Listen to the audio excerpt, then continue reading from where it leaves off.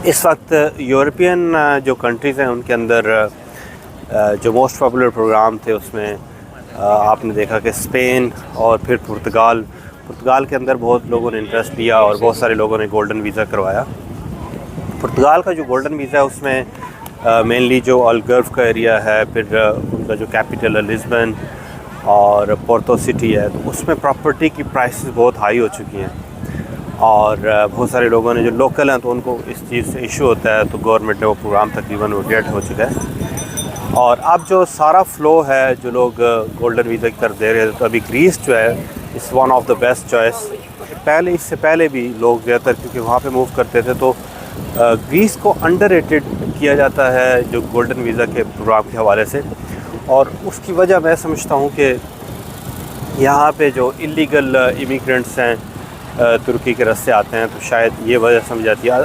On the other hand मैं comparison करता हूँ, एक तो यह है कि सबसे पहले जो प्रॉपर्टी की प्राइसेस हैं वो पूरे यूरोप में, दूसरे नंबर पे जो रीज़नेबल प्राइसेस समझ जाती हैं अफोर्डेबल, यानी इस तरह के जो एक टूरिस्ट डेस्टिनेशन या टूरिस्ट कंट्री पे और ख़ूबसूरत जगह पे और बीच के साथ हैं बहुत सारे इनके सिटीज़, तो यहाँ पे जो प्रॉपर्टी की प्राइस हैं कंपैरिजन जो दूसरे यूरोपियन कंट्रीज़ हैं तो उनमें ये दूसरे नंबर पे चीपेस्ट कंट्री समझा जाता है।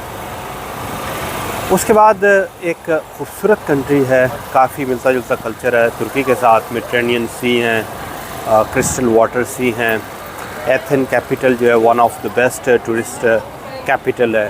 उसके अलावा ये स्विट्ज़रलैंड सिटी है, क्रीट इसका जो एक आइलैंड है, फिर कोर्फू है अल्बानिया के साथ। तो ये सारे जो इनके एरियाज़ हैं, सिटीज़ हैं और आइलैंड्स हैं, तो ये बहुत खूबसूरत हैं और काफ़ी फेमस हैं। यूरोप के दूसरे कंट्री से लोग यहाँ पे आते हैं। यूनान भी उन चंद जो यहाँ यूरोपियन कंट्रीज़ हैं जैसे स्पेन है, पुर्तगाल है, फिर इटली के कुछ एरियाज़, तो उन इसी तरह यूनान भी एक बेस्ट ट्रैवल डेस्टिनेशन समझा जाता है। तो मैं समझता हूँ कि यहाँ पे लाइफ जो है वो कंपैरिजन जो भी दूसरे कंट्रीज़ हैं तो उनकी निस्बत काफ़ी अच्छी लाइफ है। और अगर आप पुर्तगाल के साथ ही इसको कंपैरिजन करें तो पुर्तगाल की निस्बत यहाँ पे जो इनकम है आपको बेहतर यहाँ पे आप कर सकते हैं। यानी अगर आप कंपैरिजन करें पुर्तगाल के साथ तो आपकी एवरेज सैलरी जो है यहाँ पे निस्बतन बेहतर है।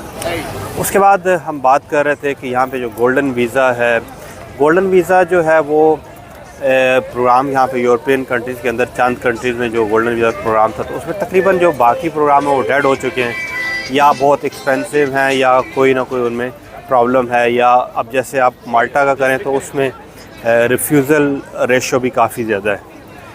तो उस हिसाब से देखा जाए तो ग्रीस जो है इसकी प्रॉपर्टी आप अगर परचेज़ करते हैं 2,50,000 यूरोज़ में इस वक्त तक, तो आपको इसमें 5 साल का इमीडिएटली जो आपको एक वीज़ा मिल जाता है। पुर्तगाल के अंदर आपको जो वीज़ा गोल्डन वीज़ा प्रोग्राम था उसमें हर साल आपको मिनिमम 7 डेज़ आपको वहाँ पे रहना पड़ता था और वो साल के साल एक्सटेंड होता है और 5 साल के बाद आप पिया लेते हैं, जबकि यहाँ पे आपको इमीडिएटली 5 साल में 5 साल का आपको एक वीज़ा जो दे देते हैं कार्ड, और आप चाहे एक दिन भी यहाँ पे ना रहें तो आपका वो वीज़ा जो है वो चलता है। और उसके बाद फिर आप PR करते हैं, 7 साल के बाद आप पासपोर्ट अप्लाई कर सकते हैं। तो ये जो इनका यहाँ पे गोल्डन वीज़ा प्रोग्राम है। अब बात करते हैं कि जो प्रॉपर्टी है तो उसकी क्या वैल्यू है यहाँ पे। प्रॉपर्टी आप देखें तो मैं समझता हूँ कि जो बड़े सिटीज़ हैं, एथेन है या स्विट्ज़रलैंड है, इसके अलावा कोर्फू है, क्रीट के एरिया हैं, तो यहाँ पे आपकी प्रॉपर्टी क्यों वैल्यूएबल है कि आप उसको एयरबीएनबी पे जो रेंटल इनकम है आप वो अच्छे तरीके से कमा सकते हैं। ये टूरिस्ट सिटीज़ हैं, मौसम अच्छा होता है इनका आलमोस्ट राउंड द ईयर, तो उस पे आपको एक अच्छी, यानी मैं इवन कि आपको 60-70,000 प्रॉपर्ट आप अगर एथेन के अंदर या आप 70,000 यूरो तक आप कोई प्रॉपर्टी लेते हैं तो आप मिनिमम उस पर 1,000 यूरो आप कमा सकते हैं एयरबीएनबी के थ्रू। तो मैं समझता हूँ कि ये बड़ी अच्छी इनकम है और इस तरह की आप अगर मुख्तलिफ़ प्रॉपर्टीज़ ले लेते हैं यहाँ पे तो एक अच्छी इनकम आपको बैठे बिठाए एयरबीएनबी पे मिल सकती है। उसके अलावा यहाँ पे बहुत सारे ऐसे कंपनीज़ भी हैं जो आपको आसानी से यहाँ पे उसको रेंटल के लिए आपको एक सर्विस मुहैया करती हैं, तो आप दूसरे अपने किसी भी मुल्क में रहते हुए भी आप यहाँ पे वो बिज़नेस अपना चला सकते हैं। आपके फैमिली मेम्बर्स बच्चे आपके और इसके अलावा पेरेंट्स, उनको आप यहाँ पे गोल्डन वीज़ा के थ्रू आप लेके आ सकते हैं। और यहाँ पे जो भी फैसिलिटीज़ जो लोकल, लैंग्वेज का बैरियर, ये तकरीबन यूरोप के आप किसी भी कंट्री में चले जाएं तो हर कंट्री के अंदर अपनी लैंग्वेज है, लेकिन मैं समझता हूँ कि लैंग्वेज यहाँ पे निस्बतन यूनान के अंदर जो लोग मुख्तलिफ जो बड़े सिटीज़ हैं तो उनमें निस्बतन लोगों को अच्छे तरीके से इंग्लिश वगैरह आती है। जैसा कि पुर्तगाल के अंदर काफ़ी मुश्किल होता है बात समझाना, तो यहाँ पे काफ़ी हद तक मैं समझता हूँ कि बेहतर है रेशो जो इंग्लिश स्पीकर्स का। और बाय द वे आप किसी भी यूरोपियन कंट्रीज़ के अंदर अगर आप मूव करते हैं तो आपको लैंग्वेज का वहाँ पे लोकल लैंग्वेज सीखनी पड़ती है, क्योंकि तकरीबन हर कंट्री की लैंग्वेज यूरोप के अंदर मुख्तलिफ है।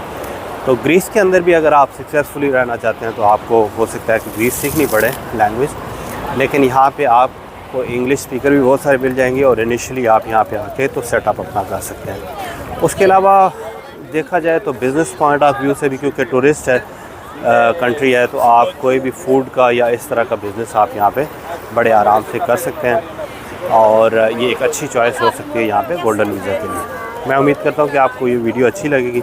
इंशाल्लाह नेक्स्ट वीडियो के साथ फिर हाज़िर होऊंगा। इस वक्त के लिए इजाज़त दें। अल्लाह हाफ़िज़।